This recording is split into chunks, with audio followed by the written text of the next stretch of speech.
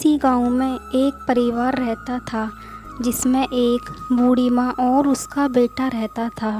बूढ़ी माँ के बेटे का नाम रामू था। रामू नौकरी के लिए शहर चला गया था। अब घर में सिर्फ सास और बहू ही थी।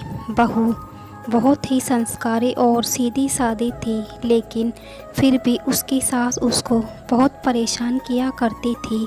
हर बात में उसे डांटा करती थी, लेकिन बहू चुपचाप सब सहन करती और अपनी सास से कुछ नहीं कहती, बस चुपचाप अपना काम करती रहती। बहू भगवान शिव की बहुत बड़ी भक्त थी। वह दिन रात भगवान शिव की पूजा पाठ किया करती थी। एक बार की बात है, एक बार सावन महीने में शिवरात्रि का दिन आया। सावन के महीने में बहू घर पर ही पूजा पाठ किया करती थी, लेकिन वह शिवरात्रि के दिन मंदिर जाकर शिवलिंग पर जल चढ़ाना चाहती थी, पूजा पाठ करना चाहती थी।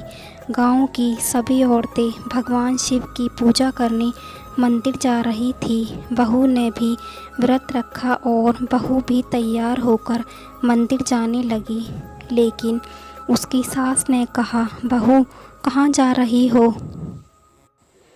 बहू ने कहा, माँ जी, शिवजी के मंदिर जा रही हूँ पूजा करने। तो सास बोली, कहीं जाने की ज़रूरत नहीं है, चुपचाप खेतों पर जाओ और फसल देखो, वहाँ आने वाले पंछियों को उड़ाना। बहू ने कहा, माँ जी, मैं मंदिर से आकर खेतों पर चली जाऊंगी। सास ने कहा, क्या तुम्हारे भगवान हमें खाने को दे देंगे? चुपचाप खेतों पर जाओ। सास बहू को मंदिर नहीं जाने दिया।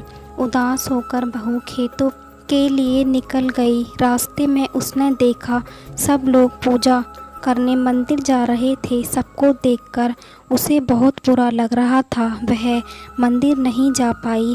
जब वह खेतों पर पहुंची तो फूट फूट कर रोने लगी। यह सब माँ पार्वती और भगवान देख रहे थे। माँ पार्वती को उसका रोना देख कर बहुत बुरा लगा। उन्होंने भगवान शिव से कहा, भगवान, मुझसे इसका रोना देखा नहीं जा रहा, क्या आप इसकी मदद नहीं कर सकते? तब भगवान शिव और माता पार्वती सेठ सेठानी का रूप रखकर बहू के पास गए और बहू से कहा, क्या बात है बेटी, तुम इतना रो क्यों रही हो? बहू ने कहा, अपनी किस्मत पर रो रही हूँ। आज भगवान शिव का दिन है, सावन का महीना भी चल रहा है, सब लोग शिव मंदिर पूजा करने जा रहे हैं और मेरी सास मुझे मंदिर जाने नहीं देती। मैं व्रत के दिन भी खेतों पर पंछी उड़ा रही हूँ।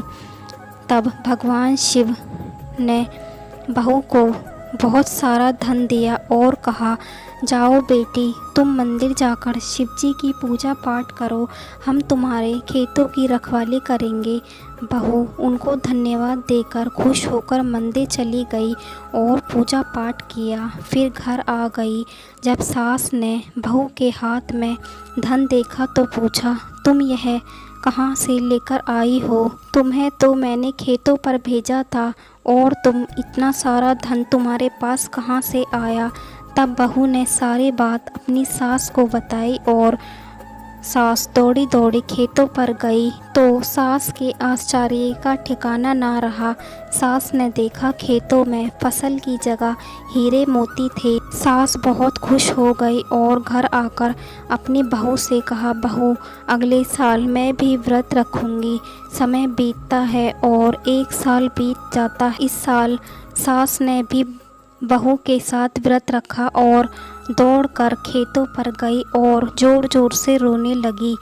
तब भगवान शिव और माँ पार्वती सेठ सेठानी के रूप में वहाँ आए और उस सास से पूछा, माँ जी, आप क्यों रो रही हो? सास ने कहा, मेरी बहू मुझे बहुत परेशान करती है। देखो, आज मेरा व्रत है, फिर भी उसने मुझे खेतों पर भेज दिया। तब भगवान शिव ने कहा, ठीक है माँ जी, आप घर जाइए, आपको वह सब मिल जाएगा जो आपको मिलना चाहिए। तब सास कहती है कि आपने मुझे कुछ दिया तो नहीं है? भगवान शिव ने कहा, तुम घर पर जाओ, तुम्हें सब कुछ मिल जाएगा। तब सास अपने घर जाती है। घर आते ही उसके शरीर पर लाल दाने निकल आते हैं। तब सास बहू पर बहुत चिल्लाती है, उसे बहुत सुनाती है। तभी वहाँ भगवान शिव और माता पार्वती प्रकट हो जाते हैं और सास से कहते हैं, तुमने हमारा व्रत लालच की वजह से किया है, लेकिन तुम्हारी बहू हमारा पूजा पाठ निस्वार्थ भाव से करती है। जिसकी जैसी भक्ति उसे वैसा ही फल मिला। तब बहू भगवान से प्रार्थना करती है कि हे भगवान, मेरी सास को ठीक कर दीजिए। भगवान शिव उसकी सास को ठीक कर देते हैं। सास भगवान जी से क्षमा मांगती है। भगवान शिव और माता पार्वती दोनों उन्हें आशीर्वाद देकर अंतर्ध्यान हो जाते हैं। इसके बाद से दोनों सास बहू शिवजी के मंदिर जाकर शिवजी की पूजा पाठ करने लगते हैं और उनका जीवन खुशियों से भर जाता है। तो हे भगवान शिव, जैसे आपने उस बहू पर अपनी कृपा की, वैसे ही अपनी सभी भक्तों पर अपनी कृपा बनाए रखना। अब अगर आपको ये वीडियो पसंद आई है तो वीडियो को लाइक करें, साथ ही चैनल को सब्सक्राइब करें और कमेंट बॉक्स में ओम नमः शिवाय ज़रूर लिखें। जय भोलेनाथ।